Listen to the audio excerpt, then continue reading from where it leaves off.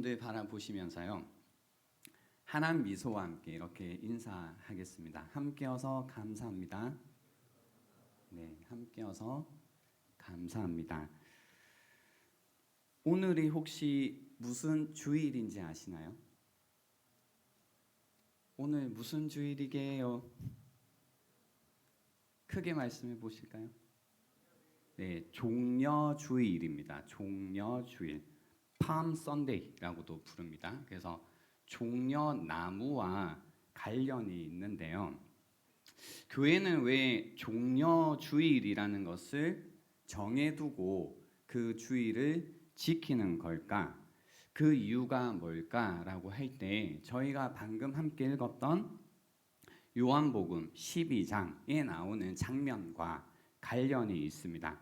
함께 읽지 못했지만요, 12절부터 15절까지의 장면을 여러분이 아실 필요가 있습니다. 제가 한번 읽어드릴게요. 그 이튿날에는 명절에 온 큰 무리가 예수께서 예루살렘으로 오신다는 것을 듣고 종려나무 가지를 가지고 맞으러 나가 외치되 호산나 찬송하리로다. 주의 이름으로 오시는 이 곧 이스라엘의 왕이시여 하더라. 예수는 한 어린 나귀를 보고 타시니 이는 기록된 바 시온 딸아 두려워하지 말라. 보라 너의 왕이 나귀 새끼를 타고 오신다 함과 같더라 라는 장면이 있어요. 방금 읽었던 장면은 장면적으로 볼 때 좀 단순하지만 그 안에 여러 가지 상징이 담겨져서 좀 치밀하게 짜여져 있는 스토리입니다. 그래서 요 안에 담겨져 있는 배경적인 상징을 이해하지 못하면 결국 이 종려주일이 우리에게 전하려고 했던 메시지를 듣지 못하게 됩니다. 그래서 결국은 이 종려주일 가운데 예수님이 누구이신지 그리고 무엇을 하기 위해서 이 땅에 오셨는지를 우리가 잘 파악할 필요가 있습니다. 이 장면은 너무나 중요해서요, 그 사복음서에 다 등장합니다. 마태복음 21장에, 마가복음 11장에, 그리고 누가복음 19장에 모두 들어가 있는 장면입니다. 그러니까 이 사건은 사실 아주 중요합니다. 근데 이 중요한 것을 우리는 알지만 늘 그렇듯이 잘 모르고 지나갑니다. 12절 한번 보시면요, 그 이튿날에는 명절에 온 큰 무리가 예수께서 예루살렘으로 오신다는 것을 듣고 라는 장면이 나옵니다. 여기 이제 명절이라는 단어가 나왔어요. 명절. 여기서 어떤 명절이냐면요, 유월절 축제를 의미합니다. 유월절 축제는 그냥 가도 되고 가지 않아도 되는 선택적인 게 아니라 그 유대인들이라면 이 축제가 종교적인 의무가 있었습니다. 그러니까 우리가 그리스도인이라고 할 때 주일에 드리는 이 공동체 예배는 의무로 드리잖아요. 그러니까 의무적으로 드린다라는 게 아니라 공동체 예배에 함께 참석하실 의무가 있는 거죠. 그래서 그것처럼 여기 이 축제, 유월절 축제라는 것은 종교적인 의미였습니다. 이 유월절이라고 할 때 이 유월절은 유대인들의 삶의 중심에 있는 아주 성대한 봄에 열리는 축제였습니다. 유월절이라고 하면 패스오버 혹시 들어보셨나요? 유월, 벽을 넘는다, 유월 한다라는 건데요. 언제 나온 사건이냐면 출애굽기에 나오는 사건입니다. 그때 어떻게 하시냐면 이스라엘 백성들이 그 어린 양의 피를 통해서 넘어가는, 그러니까 죽음의 사자가 넘어가고 이 피가 없는 애굽 사람들, 이집트 사람들의 장자들은 다 죽었던 사건, 그죠? 기억나시나요? 그리고 홍해를 가르셨던 그 사건, 그래서 그 사건들을 기념하는 겁니다. 하나님께서 이집트 종살이에 있던 이스라엘 자손들을 그 종살이로부터 자유롭게 하셨던, 프리덤을 주셨던 그때를 경축하는 겁니다. 그래서 어린 양이라는 이미지가 들어가죠. 그리고 자유라는 이미지가 있습니다. 이 이미지와 요한복음의 1장에 가면 그 세상 죄를 지고 가는 어린 양을 보라라고 할 때 이 예수님의 이미지와 겹친다라는 것을 여러분이 알 수 있을 겁니다.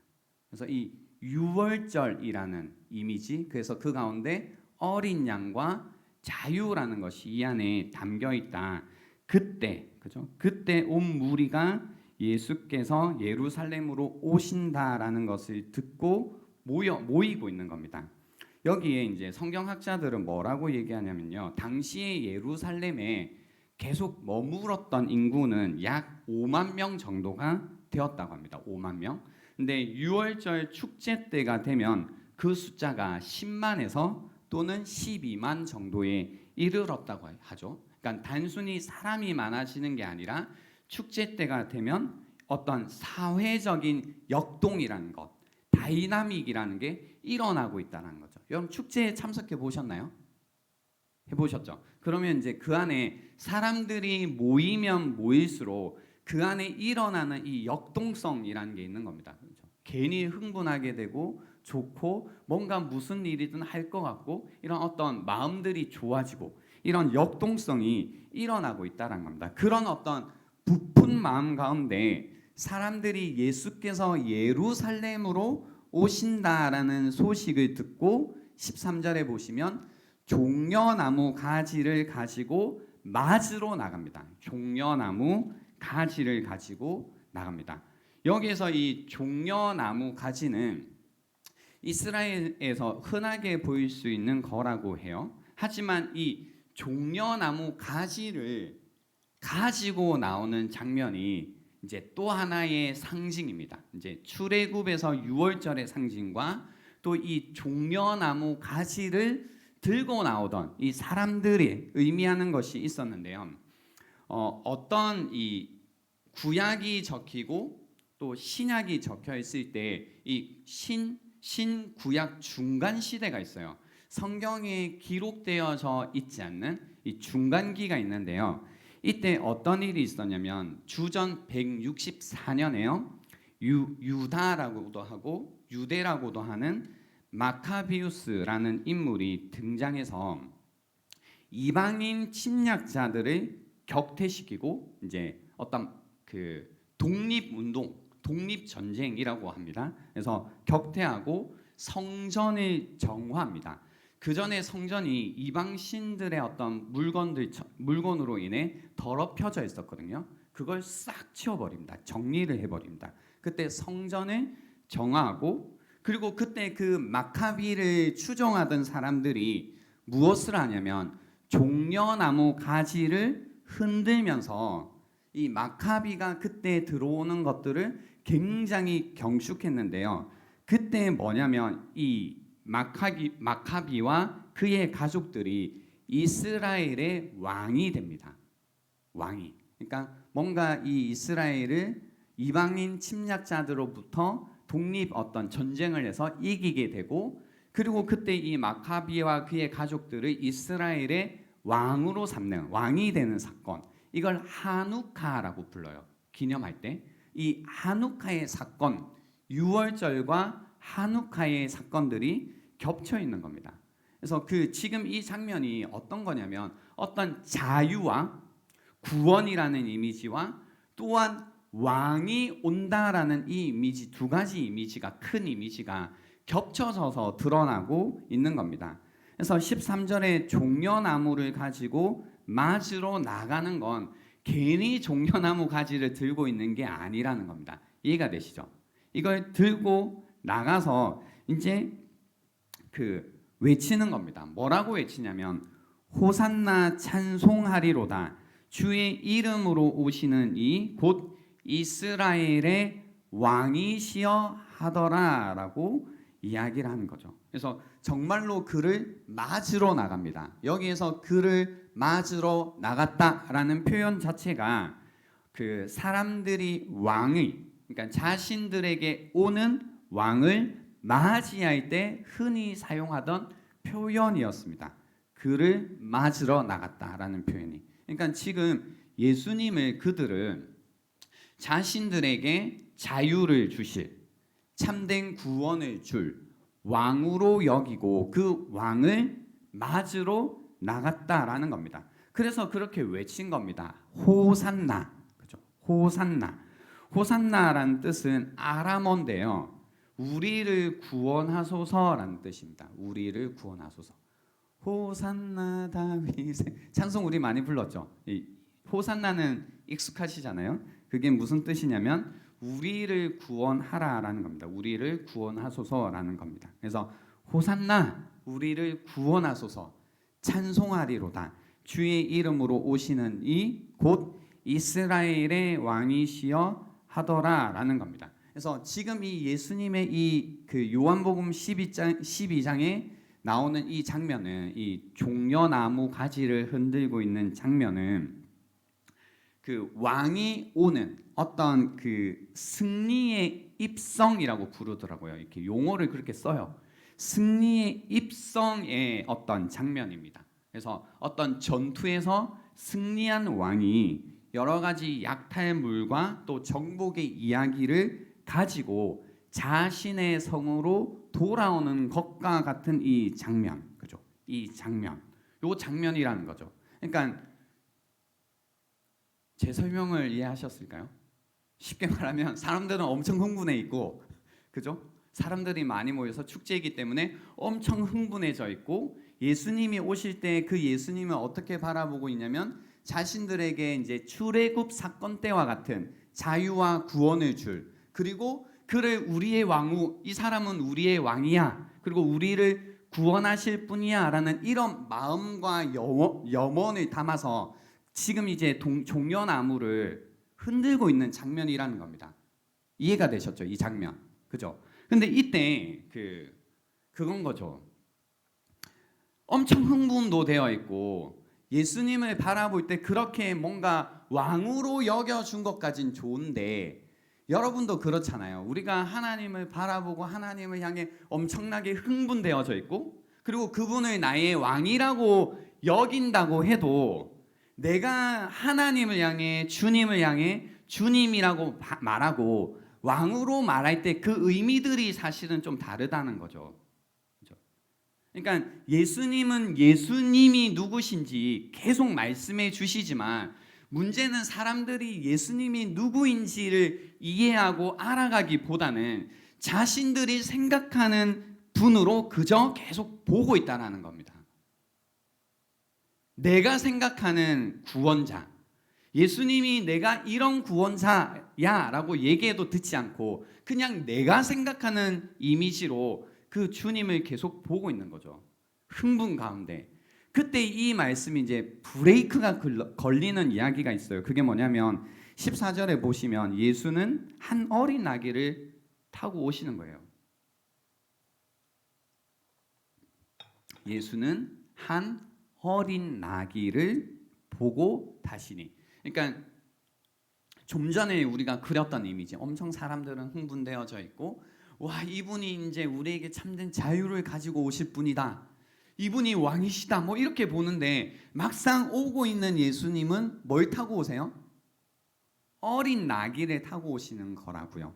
그러니까 이 장면에서 좀 어울리는 건 뭐냐면 굉장히 훌륭한 준말을 타고 잘생긴 말을 타고 늠름한 말을 타고 오셔야지 이 장면에서 좀 어울리잖아요. 그죠? 근데 그런 말이 아니고 어린 나귀. 그죠? 나귀도 어른 나귀도 아니고 애기 나귀를 이제 타고 오시는 거죠. 그러니까 이 장면이 뭔가 모르게 이렇게 우리가 영화를 본다라고 할 때 좀 웃겨요. 약간 코믹한 장면인 거죠. 우와, 왕인데 뭔가 이 나귀를 타고 오네. 그러니까 뭐 현대적으로 좀 바꾸면 뭔가 미국 대통령이 타는 것처럼 이 검정색, 방탄, 캐딜락 이런 걸 타고 막 멋지게 등장해야 될 것 같은데 검정색, 오래된 아반떼 이런 거 타고. 아반떼 타시는 분들은 기분 나빠하지 마시고 제가 제 차여서 얘기한 것뿐입니다. 예, 타고 이렇게 막 오는 거죠. 그러니까 뭔가 이게 뭔가 그래 뭐 왕이긴 한데 뭔가 이게 우리의 어떤 생각에, 우리의 어떤 마음에 브레이크를 거는 한 장면인 거죠. 그죠? 어린 나귀를 타고 들어오셨다. 그래서 15절에 보시면 이는 기록된 바 시온 딸아 두려워하지 말라 보라 너의 왕이 나귀 새끼를 타고 오신다 함과 같더라라고 해서 이건 우연히 예수님께서 말을 찾다가 나 말 타고 들어가야 되는데 말이 없네. 그러면 나귀라도 찾아야겠는데 나귀도 없네. 그럼 어린 새끼 나귀밖에 없구나. 어쩔 수 없지. 내가 걸어 들어갈 수는 없으니 저거라도 타고 가자 이렇게 하신 게 아니라 아주 계획적으로 이 어린 나귀 새끼를 타고 가셨다라는 겁니다. 마태복음에 보면 이제 동일한 장면들이 사복음서에 다 있다고 했잖아요. 근데 마태복음에 보면 왜 예수님께서 나귀를 타셨는지 설명이 있습니다. 시온 딸에게 이르기를 내 왕이 내게 임하나니 그는 겸손하여 나귀 곧 멍에 매는 짐승의 새끼를 탔도다 하라 하였느니라 라고 해서 예수님께서 겸손하여 나귀를 타셨다라고 이야기를 하고 계십니다. 이 겸손한 주님. 그러니까 오늘 본문을 이해할 때 예수님께서 겸손하게 이 땅에 오셨구나. 그분은 겸손의 왕이구나라고 이해하셔도 되는데 사실은 어떤 부분을 여러분이 캐치를 하셔야 되냐면 그분의 겸손하신 성품도 있겠지만 이 방법적인 부분에 있어서의 아가 있어야 되는 거죠. 그렇죠? 방법적인 부분에 있어서 그가 우리를 구원하시고 그리고 우리를 구원하실 왕이신데 방법적으로 우리가 생각하는 방식과 다른 방식을 선택하시기 때문에 겸손의 왕으로서 이 땅에 오셨다라는 겁니다. 그래서 16절에 보면요. 제자들은 처음에 이 일을 깨닫지 못하였다가 그러니까 뭔지 깨닫지 못해요. 이 장면 자체가 뭔지 이해를 못해요. 그러니까 제자들도 이때 예수님 왜 굳이 나귀를 탔을까 뭐 이랬겠죠. 그리고 예수께서 영광을 얻으신 후에야 이것이 예수께 대하여 기록된 것임과 사람들이 예수께 이같이 한 것임을 생각났더라라고 해서 이 장면에 전체 장면에 대한 이해를 하게 되었다라는 겁니다. 전체 그 장면에 대한 이해를 하게 되었다라는 겁니다. 그래서요. 이 본문을 통해서 여러분이 먼저 한번 생각해 보셔야 될 게 뭐냐면 방법적인 거예요. 우리가 흥분을 할 수 있고 예수님을 믿을 때 그리고 예수님을 나의 하나님 그리고 나의 왕, 나의 주인으로 얼마든지 섬기지만 그 가운데 목소리를 높이고 호산나, 그죠? 나를 구원해 주십시오. 당신 나의 왕이십니다라고 고백한다 할지라도 뭐에 대한 부분에 우리는 늘 문제가 생기냐면 주님이 나귀 새끼를 타는 부분에 있어서 우리의 문제가 늘 생긴다는 거예요. 구원하시는 그분의 방법에 있어서 우리는 늘 문제가 있다라는 겁니다. 내가 생각하는 방식대로 그분이 오시지 않는 거죠. 내가 원하는 방법대로 하나님께서 주님께서 나를 구원하시지 않는 거죠. 거기에서 우리는 계속 문제가 생기는 겁니다. 이 방식의 문제, 구원하시는 방식의 문제. 여러분이 이 구원하시는 방식의 문제를 이해하지 못했다라는 건 어떻게 알 수 있냐면 여러분이 누군가의 도움의 손길을 정말로 펼치고 싶다고 할 때 이 방식을 선택하지 않는다라는 겁니다. 이해하지 못하면 하지 못하거든요. 그래서 한번 계속 들어보십시오. 나는 정말로 주님의 방식, 이 겸손의 방식을 겸손의 왕으로 이 땅에 오신 주님의 그 방식을 정말로 이해하고 있는지를 한번 생각해 보셔야 된다라는 겁니다. 그리고 나서요, 이 장면이 어떻게 이어지냐면 이게 되게 의미심장해요. 제가 오늘 전하고 싶은 메시지이기도 한데요. 나귀 새끼를 타고 오시고요. 그 다음에 보면 16절부터 제자들은 읽었으니까 넘어갈게요. 17절에 나사로를 무덤에서 불러내어 죽은 자 가운데서 살리실 때에 함께 있던 무리가 증언한지라 이에 무리가 예수를 맞으면, 그러니까 이 지금 이렇게 흥분해서 예수님을 호산나 외치는 이유가 나오는데요. 이 표적 행하심을 들었음이러라라고 해요. 그러니까 주님이 지금까지 행하신 수많은 행적들이 있지만 그 행적들 가운데 마지막에 이제 기름을 왕창 불어넣는 사건이 있었는데 죽었던 나사로를 살리는 사건이에요. 바로 전에 있는 사건입니다. 이 장면. 그래서 사람들 마음에 이제 완전 기름을 부어줬죠. 철철철. 그래서 완전히 흥분한 겁니다. 그 19절에 보시면 이에 바리새인들이 서로 말하되, 그죠? 볼지어다 너희가 하는 일이 쓸데없다. 이게 무슨 말이냐면 바리새인들은 계속해서 예수님을 이렇게 적대하고 있었거든요. 그분이 그리스도 일리가 없다, 구원자 일리가 없다, 계속 적대하고 그런 생각들을 하는 사람들의 생각을 계속 돌이키려고 했는데 뭐냐면 너희 하는 일이 다 쓸데없다라고 하면서 뭐라고 얘기하냐면요. 보라, 온 세상이 그를 따르는 도다라고 해요. 보라, 온 세상이 그를 따르는 도다. 저도 어릴 때 성경을 읽을 때요, 요 장면이 그냥 예수님 엄청 인기가 많네라고 읽었어요. 엄청 인기가 많아서 이렇게 표현했구나. 근데 여기에서요, 이 온 세상이라는 단어가 그냥 들어온 단어가 아니더라고요. 그래서 보세요. 보라, 온 세상이 그를 따르는 도다라는 선언 이후에 무슨 이야기로 이어지냐면 오늘 저희가 읽었던 본문입니다. 20절에 명절에 예배하러 올라온 사람 중에 누가 있다고 해요? 헬라인이 있다고 해요. 헬라인. 그리스어를 쓰는 사람들, 그죠? 헬라라고 하면 그리스거든요. 헬라인 몇이 있습니다. 그러니까 유대 사람들이 아닌 사람들이 등장을 하고 있습니다.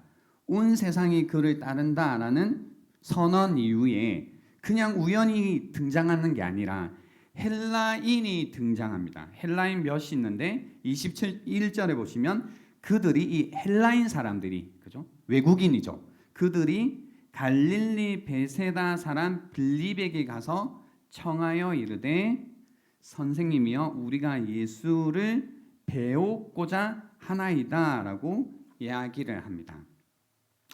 여기에서요,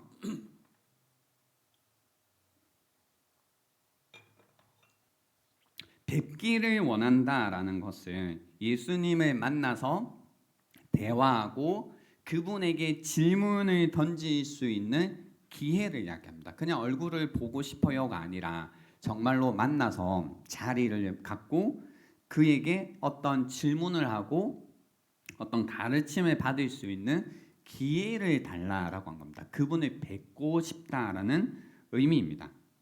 그래서 정말로 내가 이분이 누구이신지를 알고 그분에게로 나아가고 싶다라는, 어쩌면 이제 지금 저희가 이야기하는 믿음에로의 초대와 같은 그런 장면입니다. 그런 장면입니다. 그래서 이제 이 장면이 나오면서요, 드디어 지금 저희가 요한복음을 보고 있잖아요. 요한복음에서 뭐가 바뀌냐면요, 그래서 중요해요. 뭐가 딱 바뀌냐면 때가 바뀌어요. 이 장면이 나오면서 드디어 때가 바뀝니다. 때가 바뀐다라는 게 뭐냐면 23절에 보시면 예수께서 대답하여 이르시되 인자가 영광을 얻을 때가 왔도다라고 이야기를 하세요. 그러니까 드디어 그 때가 된 거예요. 근데 요한복음 앞에서는 무슨 얘기가 계속 반복적으로 나왔냐면 예수님이 아직 뭐라고 했냐면 때가 이르지 않았다고 하고요. 아직 때가 이르지 않아서 잡지 않는다고 막 얘기가 나요. 그러니까 아직 주님이 말했던 그 때라는 게 오지 않고 있었어요. 그러니까 오지 않은 때로 아직 때가 아니다, 아직 때가 아니어서 아직 때가 아닌데 라고 하다가 드디어 이 때가 바뀌어요. 그 때가 언제 바뀌냐면 바로 이 장면에서 그 때가 바뀌는 겁니다. 그래서 예수님이 얘기하신 거죠. 인자가 영광을 얻을 때가 왔다라는 겁니다. 때가 바뀐 거, 엄청난 사건이죠. 과연 여기에 무엇이 담겨 있길래 때가 바뀌는 걸까? 그죠? 뭔데? 어떤 의미가 여기에 있기에 때가 바뀌게 되는 걸까라는 겁니다. 때가 바뀌게 되는 걸까? 여기에서 이제 때가 바뀌게 되는 이유는 그겁니다. 드디어 유대 땅 안에 유대라는 어떤 지역에 갇혀 있던 이 예수 그리스도에 대한 어떤 구원의 이야기라는 게요. 드디어 온 세상을 향하는 장면에서부터 때가 이제 바뀌는 겁니다. 그래서 온 세상이 그를 따르는 도다의 선언에 이어서 헬라인들이 예수님을 찾아오는 장면, 이 장면에서요 드디어 때가 바뀌는데요. 그래서 이제 이 저희가 함께 읽진 않았지만 그 요한복음 12장 뒤에 보시면요 이런 말씀이 있습니다. 제가 찾아드릴게요.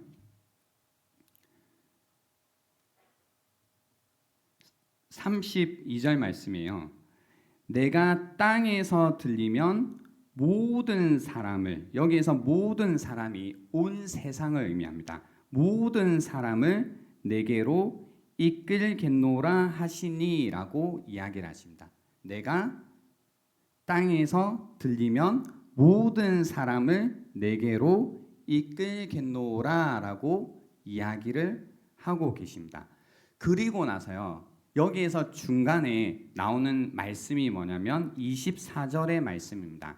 내가 진실로 진실로 너희에게 이르노니 한 알의 밀이 땅에 떨어져 죽지 아니하면 한 알 그대로 있고 죽으면 많은 열매를 맺느니라라고 말씀해 주셨어요. 그러니까 재밌는 게요. 헬라인들이 예수님의 배 만나고 싶어서 왔잖아요. 그죠? 근데 이 헬라인들을 만났다라는 이야기가 없고 예수님께서 뭐라고 얘기하시냐면 내가 진실로 진실로 너희에게 이르노니 한 알의 밀이 땅에 떨어져 죽지 아니하면 한 알 그대로 있고 죽으면 많은 열매를 맺는다라고 이야기를 하신 다음에 이제 온 세상을 나에게로 이끌 거다라고 말씀을 하셨다라는 겁니다. 여기에서 제가 오늘 간단하게 여러분과 나누고 싶은 메시지가 이겁니다. 우리는 예수님을 믿고 살죠. 예수님 믿으시나요? 그죠? 대답을 하실 수 있나요? 예수님을 믿으시나요? 예. 예수님이 여러분의 왕이신가요? 정말이신가요? 그죠? 근데 우리가 예수님을 믿고 예수님을 나의 왕으로 섬기지만 마치 이 호산나 그냥 종려나무 가지 흔들면서 늘 자기의 원함을 이루어 달라, 내가 원하는 걸 해달라, 내가 바라는 것, 내가 계획하는 걸 이루어 달라라는 방식으로, 그리고 심지어 그 구원하는 방식도 내가 바라는 방식대로 이루어지기를 원하면서 주님을 맞이하고 있는 이런 식의 신앙생활을 하면 이거 12장에서 조금만 넘어가면 어떻게 되는 줄 알아요? 이 온 사람들이 호산나 왕이다 라고 했다가 나중에 죽이라고 해요. 이 예수님을 향해 뭐라고 하냐면 죽이라고 한다고요. 왕이라는 외침이 금방 죽이라는 외침으로 변해요. 이 변덕, 그죠? 변덕이 금방 일어나요. 그러니까 우리 안에 그 변덕 있죠. 신앙적인 변덕. 뭐 이제 왔다 갔다 한다고 하지만 변덕이죠. 무슨 변덕이냐? 주님을 믿는다 했다가 못 믿겠다 했다가 주님 뜻대로 살겠다고 했다가 주님 뜻대로 살기 싫다고 했다가 그 안에 일어난 이 변덕이 왜 이렇게 일어나게 되냐면요. 바로 여전히 그 주님을 우리는 그냥 나의 왕으로 그리고 나의 방식으로만 섬기고 있다면 우리 안에 이 끊임없이 주님을 죽이는 변덕, 주님을 부인하는 변덕, 주님을 배신하는 이 변덕이 우리 안에 계속해서 일어날 수밖에 없다라는 겁니다. 그러면 어떻게 해야 되는 줄 알아요? 첫 번째는요, 주님이 우리의 왕이 아니라 세상의 왕이라는 걸 아셔야 된다는 겁니다. 주님이 나의 왕이 아니라 세상의 왕이라는 걸 안다라는 게 뭔지 아세요? 더 이상 주님을 나의 주님으로만 가둬두지 않는 겁니다. 여러분, 주님을 정말로 세상의 왕으로 온 세상을 이끄실 분으로 여러분은 섬기고 계신가요? 우리가 만약에 이 주님을 나의 주님, 나의 왕으로 섬기고 있는 걸 넘어서서 정말로 온 세상을 이끄실 그 왕으로 섬긴다면 그 주님 전하지 않을까요? 되게 안타까운 게 뭔지 아세요? 교회가 있잖아요. 교회는 주님의 이름을 전하는 곳인데 그냥 어떤 느낌이냐면 나의 왕으로만 섬기는 느낌이죠. 온 세상의 왕이라고 하면서 그냥 나의 왕으로만 모시고 있는 것 같아요. 전하지 않죠. 나누지 않죠. 온 세상을 이끌 만한 이름이 이곳에 있지만 온 세상을 향해 우리가 전혀 외치고 있지 않다라는 겁니다. 여러분, 개인을 한번 보십시오. 내가 주님을 믿는 거 오케이. 근데 나의 주님으로만 모시고 있는 게 아니라 이분은 내가 주님으로 왕으로 섬기고 있는 이분은 단지 나를 위해서만 있을 수 있는 분이 아니라 온 세상을 위한 분인지 정말로 안다면 그분의 이름을 어찌 전하지 않을 수 있겠냐라는 겁니다. 전하지 않는다라는 건 그냥 그분을 나의 왕으로만 모시고 있다라는 거죠. 그리고 그 안에서 호산나 호산나 외치고 있고 나의 방식으로만 이루어지기를 바라고 있을 거라는 겁니다. 그래서 저희가 깨트려져야 되는 생각이 뭐냐면 우리가 정말로 교회라면 이 주님이 정말로 우리를 위해, 아니 온 세상을 위해서 오신 분, 세상을 이처럼 사랑하사 이 땅에 오신 분임을 우리가 믿어야 된다고요. 이 세상을 이처럼 사랑하셨다라는 주님의 말씀이 정말로 온 세상을 사랑하셔서 오신 온 세상의 구주 되심을 우리가 믿어야 된다는 겁니다. 그 사실을 믿는다면 온 세상으로 나가서 그분의 이름을 전함에 있어서 우리가 애를 써야 된다는 겁니다. 두 번째는 뭐냐면요, 방식입니다. 방식. 이 온 세상에 대한 이 복음에 대한 이야기를 하신 다음에 방식을 말씀하신 겁니다. 뭐냐면 내가 진실로 진실로 너희에게 이르노니 한 알의 밀이 땅에 떨어져 죽지 아니하면 한 알 그대로 있고 죽으면 많은 열매를 맺는다라고 하셨어요. 온 세상을 구원하실 건데 이 온 세상을 구원하시는 방식이 뭐냐면 한 알의 밀알이라고 하시죠. 온 세상이지만 한 알의 밀알로 가시죠. 그리고 이 한 알의 밀알이 어떻게 돼야 되냐면 땅에 떨어지는데 죽지 아니하면 어떻게 해요? 한 알 그대로 있고 죽으면 많은 열매를 맺는다고 이야기하십니다. 저는 현대교회가 이런 것 같아요. 온 세상의 구주를 가지고 있지만 그 한 알의 밀알 같죠? 근데 이 한 알의 밀알이 땅에 떨어져 있는데 죽지 않아서 그냥 그대로 있는 것 같아요. 그냥 딱 그냥 우리다. 소속감을 이야기 드리는 게 아닙니다. 그냥 어떤 열매도 없는 그냥 이 한 알 그대로 있는 것과 같은 요만한 거죠. 그러니 우리가 우리의 정체성을 어떤 생각을 할 때, 교회를 생각할 때 어떤 많은 열매를 맺는, 그리고 온 세상 가운데 구원의 소식이 전해지는 이런 어떤 파워풀한 이미지가 아니라 진짜 뭐 보잘것없는 것 같은 느낌이죠. 시작할 때는 이 하나님의 나라가 보잘것없겠지만 그것이 땅에 떨어져 죽으면 자란다고요. 자라게 되어 있다고요. 그리고 그 힘이 나타난다고요. 온 세상 가운데 구주를 이끌 만한 힘이 여기에 있다고요. 근데 그런 힘이 여러분은 느껴지시나요? 여러분 안에, 그리고 우리 교회 안에, 그리고 이 땅에 있는 교회들 가운데 그런 힘이 여러분은 느껴지시나요? 느껴지지 않는다면 우리는 어디에서부터 시작을 해야 되냐면 내가 한 알의 밀알임을 기억하고 우리가 땅에 떨어져 죽지 아니하면 그냥 그대로 있는 인생을 살 것인지, 아니면 한 알의 밀알인 내가 정말로 이 땅 가운데 떨어져서 죽어서 썩어 죽어서 많은 열매를 맺는 인생을 살 것인지 선택을 해야 된다는 겁니다. 그 선택을 해야 될 때가 되었다라는 겁니다. 여러분, 가론 유다 아시죠? 우리가 아마 이번 주에 고난 주간을 보내면서 뭐 여러 가지 인물들도 생각하셔야 될 거고 상황들도 생각하셔야 되겠지만 이 12장에요. 이렇게 예수님께서 왔다 갔다 하신 다음에 뒤에 보면요. 이제 그 앞이죠. 앞에 보면 무슨 사건이 나오면 함께 식사하는 장면이 나와요. 함께 식사하면서 이제 우리 몇 주 전에 봤던 마리아 마르다가 또 나와요. 마르다는 여전히 뭐 하고 있냐면 이제 잔치 준비하고 있어요. 근데 이전과 다른 마음이었겠죠. 그리고 마리아는 그냥 발치 앉아 있는 게 아니라 향유옥합을 깨트려요. 그죠? 자기에게 가장 소중한 것을 이제 깨트린다. 그리고 쏟아붓죠. 자기가 뭘 하는지 잘 몰랐겠지만 주님의 죽으심을 준비하는 일을 하고요. 근데 그걸 본 유다가 무슨 얘기를 하냐면요.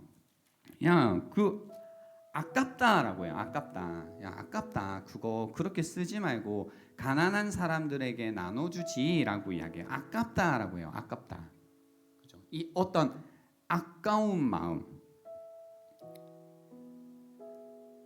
유다는 우리가 너무 유다에 대한 결론을 알고 있기 때문에 그냥 유다와 나를 거리를 두지만 유다는 그런 인물이 아니었습니다. 유다가 뭘 맡고 있었냐면 그 제자 공동체의 어떤 재정을 담당하고 있었잖아요.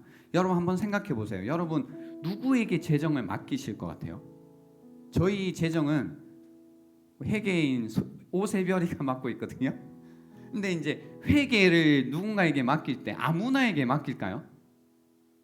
그럴 수 없어요. 뭔가 이제 그 재정을 규모 있게 사용할 수 있고 아주 믿음직스러운 사람에게 분명히 돈을 맡겼을 거라고요. 그러니까 유다는 우리가 결과적으로 아는 거지 함께 있을 때는 그 무리 중에서 가장 믿음직스러운 사람이었을 거라는 거죠. 그러니까 아무도 예상하지 못했어요. 유다가 예수님을 배신할 거라는 건 아무도 예상하지 못한 거죠. 세별이가 배신할 거란 건 누가 알겠어요? 그죠? 아무도 안 믿어요. 저도 안 믿어요. 그죠? 그러니까 그만큼 믿음직스러운 사람이었다고요. 절대 몰랐다고요. 근데 그 마음 가운데 이런 마음들, 아깝다 이런 마음들, 그죠? 아깝다. 굉장히 바른 것 같고, 야, 가난한 사람 주는 게 옳지, 굉장히 옳은 것 같고 믿음직스러웠지만 결국은 그 마음 가운데 하나의 미랄이 되는 주님의 방식을 이해하지 못하고 그리고 그 주님의 방식을 쫓아가지 못했을 때는 결국은 어떻게 되냐면요. 주님을 배신하는 자리로 갔다라는 겁니다. 26절에 이 마음이 없는 거죠. 26절에 보시면 이런 말씀. 사람이 나를 섬기려면 나를 따르라고 하십니다. 사람이 나를 섬기려면 나를 따르라. 나 있는 곳에 나를 섬기는 자도 거기 있으리니 사람이 나를 섬기면 내 아버지께서 그를 기여기시리라. 그죠? 의미심장하죠. 나 있는 곳에 나를 따르라. 나 있는 곳에 나를 섬기는 자도 거기 있을 거다라고 이야기하세요. 나를 섬기는 자, 나 있는 곳에 그들도 있겠다. 뭐 물론 죽은 다음에 하나님 나라에 함께 있겠지를 생각하시겠지만 어떤 의미가 되냐면 많은 수석가들이요 이 장면을 그렇게 얘기해요. 주님이 있는 곳에 같이 있대요. 그러니까 주님의 생각이 있는 곳, 주님께서 목표로 하시는 곳에 함께 있대요. 주님을 섬기는 자, 주님을 따르는 자들은 주님이 목표로 하는 곳에 함께 있다라는 겁니다. 그러니 같은 목표를 가지고 같은 방식으로 살아가기를 정말로 원하는 가가 오늘 본문이 우리에게 전하는 중요한 메시지라는 겁니다. 그죠? 온 세상을 구원하기 원하시는 주님의 목표 가운데 여러분의 목표가 있는지, 그리고 그 목표를 이루기 위해서 하시는 방법이 하나의 미랄이 땅에 떨어져 죽는 방법을 선택하시는 그 주님의 방식을 여러분도 선택하실 것인지, 그 방식으로만 어떤 일이 일어나냐면요, 많은 열매를 맺는 일이 일어나게 될 거다라는 겁니다. 여러분, 여러분의 삶의 목표가 무엇입니까? 왜 살아가십니까? 그리고 그 목표를 생각하고 그려나가실 때 정말로 여러분은 여러분의 가슴이 흥분되시고 좋으신가요? 그리고 여러분 가운데 여러분의 목표, 나는 이제 비전이 있습니다, 하나님 나라의 비전이 있다라고 말하시는 분들 중에 정말로 방식까지도 주님께서 말씀하시는 방식으로 선택하고 지내고 계시냐라는 겁니다. 오늘 좀 전에 저희가 선교 보고 때 들었죠. 선교사님이 선택하신 방법이 어떤 방식이에요? 하나의 미랄이죠. 별거 아니죠, 사실은. 우리 선교사님 별거 아니라는 게 아니라 한 사람이라는 게 할 수 있는 건 너무너무 적죠. 그죠? 근데 그 한 사람이 주님의 방식처럼 땅에 떨어져, 주님께서 보여주신 땅에 가서 떨어져서 죽을 때에 내가 생각하는 방식, 세상의 방식, 나의 꿈, 내 생각, 내 고집, 나의 유익들, 이 모든 것들을 내려놓을 때 어떻게 되냐면요, 그 땅 가운데 복이 되고 그 땅에 많은 열매를 맺게 된다는 겁니다. 많은 열매를 맺게 되는 겁니다.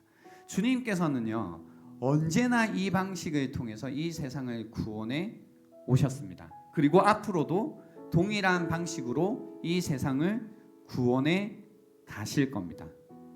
그래서 이번 이 고난 주간을 저희가 맞이하면서 여러분이 가지셨으면 하는 메시지가 뭐냐면, 여러분은 정말로 주님과 같은 목표를 가지고 주님이 말씀해 주신 이 방법을 용감하게 선택할 마음이 있으신가입니다.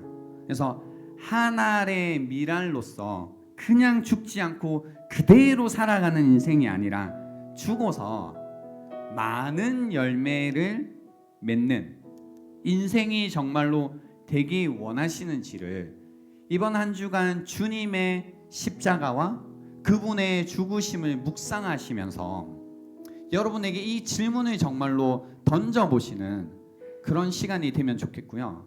이 질문 가운데 그 답답했던 마음, 내 어떻게 살까? 어떻게 살면 정말로 신나게 살까? 어떻게 살면 인생이 정말로 즐거울까? 어떻게 살면 이 인생을 정말로 산 것처럼 살았다고 말할 수 있을까라는 그 인생 질문에 대답을 얻어가시는 그런 시간이 될 수 있으면 좋겠습니다. 주님께서도 우리의 인생을 그렇게 구원하셨습니다.